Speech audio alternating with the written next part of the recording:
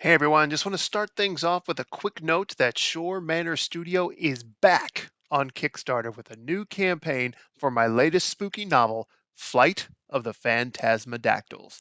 It's the latest installment in my Zombiesaurus series, and it's the perfect book to reserve during the holiday season. I mean, it's spooky, it's Christmas, of course, right? So check it out, show some support, maybe even help spread the word. Now, on with the show.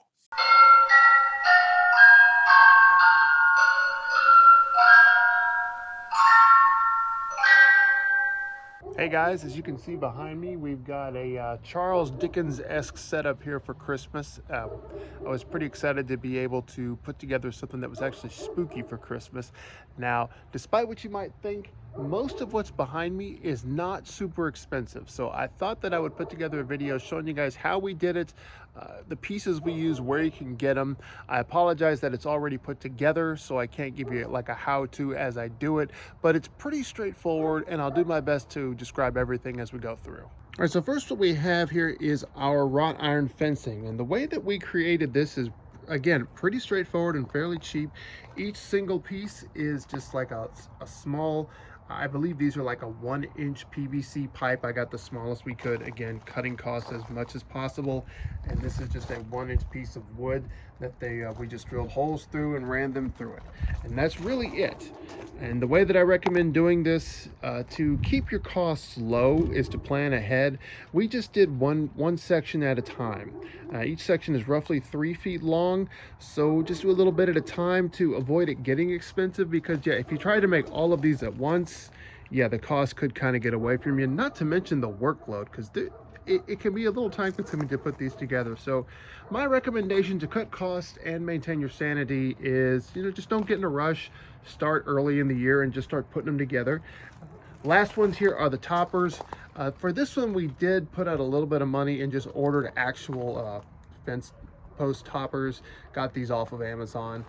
Get whatever you want. We tried creating our own with foam, but none of them ever worked. They would fly off. So we did put out a little bit of money to make that happen. But hey, if you find a cheaper way to do it, by all means, go ahead and do it.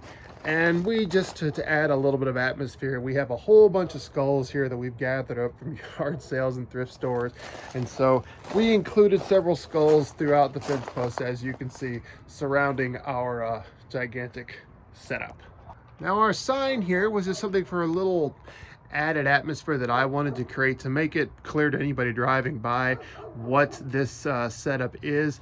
It's, again, a very down and dirty, quick, cheap thing. Again, just 1-inch wood to create the post and the frame that goes around it. And then this particular sign is a print that I got from Vistaprint. It's a great printing service. They've got lots of prices, usually pretty reasonable. This one probably a little bit pricier than the other one, so just kind of plan ahead for it to make sure you're prepared. And again, you can also get smaller to cut costs on this. That you don't have to get the same size. I believe this one that I have here is like a 3x5 or something like that. So if a smaller one works and you can save some money, hey, do it. Don't break the bank to put this stuff together. Now, of course, our skeleton, there's no denying that these 12-foot skeletons, this is the most expensive part of it. And this is just us making full use of this guy. He goes out on more than just Halloween. So the setup here is, again, very, very straightforward. This is just some black plastic tarp that I got from Lowe's. You can get it at any hardware store. And I just cut a hole around the top so that I could drape it over him like a shroud. And then over here on his hands, as you can see, I think if I get close enough, you can see it. I've got some twine there, just tying it off so that it doesn't flap in the wind. And I did the same thing down on his legs just to hold it down so that the wind doesn't take it away from me. And it's also, I've got some of it wedged underneath the base there. Just, again, just keep it from flapping all over the place. You might notice that his head is exposed. The traditional Ghost of Christmas Future, which is what he's supposed to be, typically has a hood over his face. I did that last year, but the wind kept blowing it away. Where we live, we get a lot of high winds during the December month, and it just got to be, I had to go out almost every day and fix it. So this year I just decided, you know what, forget it. I'm gonna be lazy. His head's just gonna be exposed. That's just how it's gonna be.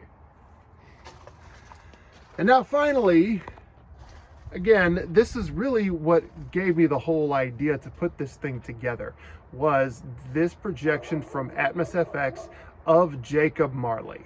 That, without him, it doesn't work. I feel like I needed Jacob Marley to put this whole thing together. So this is, again, a very basic setup. There's the notion among people that projectors can be expensive, and they're not. And they think they need really expensive equipment for like the screen, and once again, you do not. Our screen that you see here is actually just a shower liner. It cost me $2, and it's held in place just by tape because it's not going to be permanent. I just have it there in front of this window at my office to project Jacob Marley on, and it works like a charm. It's fantastic. The projector itself, my wife picked that up during a Black Friday sale for $50. And even though she got it on sale, Black Friday sale, it's still, you can get one for pretty cheap. You might even be able to find a used one for less than that. And the thing is, you don't need a super expensive projector for this to work, because we're not presenting for a theater audience here. You don't need a $2,000 to $3,000 projection with amazing high definition quality. You just need something that people who drive by the street can tell that that's a ghost in the window, can probably tell that it's Jacob Marley, and that's where all these other things come in, and it works. It's completely effective. Please excuse the silhouette there in the front. I did not move my chair out of the way, but it's a very effective setup. I think it's very unique. All throughout our neighborhood, people are having traditional things with lights, all kinds of cute stuff. And of course, if you saw our other video, as you can see over here, we've got the cute stuff as well. But this is just something that helps us to stand apart, I think. And it fits, you know, we're Schorr Manor, and we like to keep things spooky, even Christmas. So I hope this was helpful. I hope it's beneficial, and if it gives you some ideas and ways to take this and improve on it even, hey, go for it. If you can do better than me, that's great. But share the videos, tell other people how to do it, and let's just keep the creativity flowing, you know? So, hey, thanks. Happy holidays, Merry Christmas, and of course, happy haunting.